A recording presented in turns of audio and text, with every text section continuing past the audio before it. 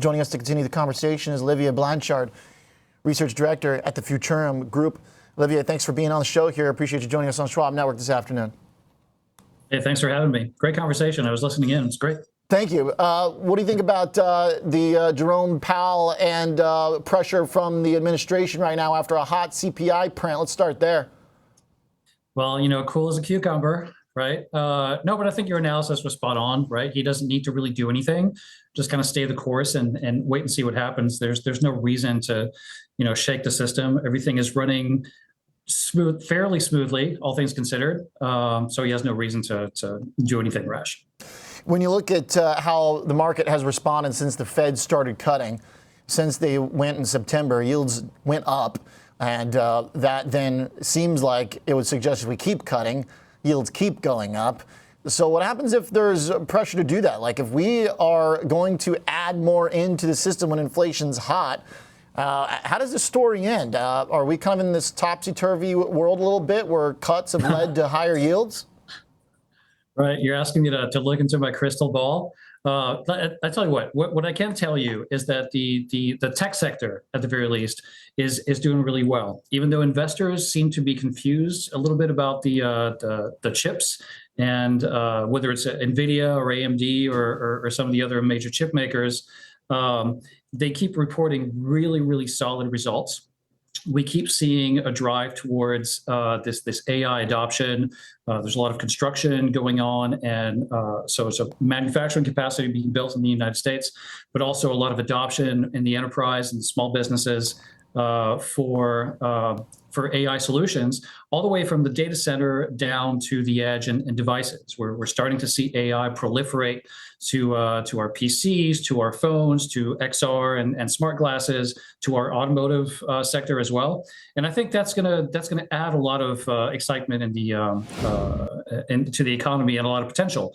So yes, there are inflationary pressures. I think that we're going to see some of that with food, with a lot of services, but I think at the same time we're potentially creating a lot more economic opportunity in the United States, and so it might actually sort of like average itself out. So that's where it does connect into the macro, and I like that you take the tech angle, which I know you guys specialize at the Futurum Group. Will there be deflationary, disinflationary forces from this AI proliferation, and how long does that take basically to kick in? Because in theory, if we can do everything faster, cheaper with AI, it should be disinflationary. Right. Yeah. So I think that what people need to understand about agentic AI specifically, and so we're seeing it already, start to show up in cloud services, but increasingly we're going to start seeing it turn up inside devices behind the firewall. Is that it's the promise, at least, of agentic AI, is that it's going to make us more efficient. So there's two tracks for that. One is the kinds of things that used to take hours, maybe days to do, like creating a presentation or writing a report, will only take a few minutes to just kind of like generate, and then you can edit it. So what used to take 5 hours might take only 1 hour. So two tracks for that. One, you can either do more at work and be more productive, which means that companies are going to be able to be much more competitive. Individual workers and their workforce will be able to produce a lot more with the assistance of AI. Again, this isn't a replacement thing. It's humans and AI working together to become more productive and quality control the stuff. The other track is maybe you're so efficient that you can do an 8-hour days amount of work in a couple of hours. And that allows you to do something else, whether it's a second job or start a business, whatever. And that could create a lot more economic input at scale, and in a way that's very democratized, because it's fairly inexpensive for most people to be able to do this. And it will become even more inexpensive when competition starts to drive prices down. So what we could see, I think, is a little bit of stress on employment initially, but in the long term, I think that people will be able to utilize AI to actually become more productive, build wealth, do other things.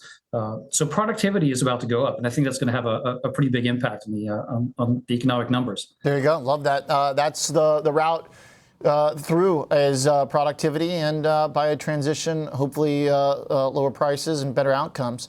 Let's talk some stocks then. What is particularly exciting to you guys over there company-wise? We spent the last year and a half with all our attention focused on Nvidia. It seems like DeepSeek took a little bit of that away, and it still is kind of lingering. Some of these charts still a little bit broken and below that gap from that sell-off. But lately we've had some other exciting stuff, like we got Cisco this afternoon. Chart's been looking amazing. All of a sudden Intel's getting interest. What stands out to you guys and what's exciting right now? So what stands out to me is sort of like the baseline is still Nvidia and AMD, especially for the data center. These guys are solid. I think they're going to keep driving a lot of the demand for their solutions. One that seems consistently under indexed is Qualcomm.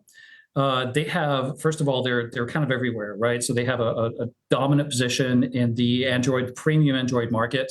They have an increasingly dominant position in automotive as well. And that's not just EVs. It's what we call software-defined vehicles. So basically smart vehicles. Their chips are everywhere.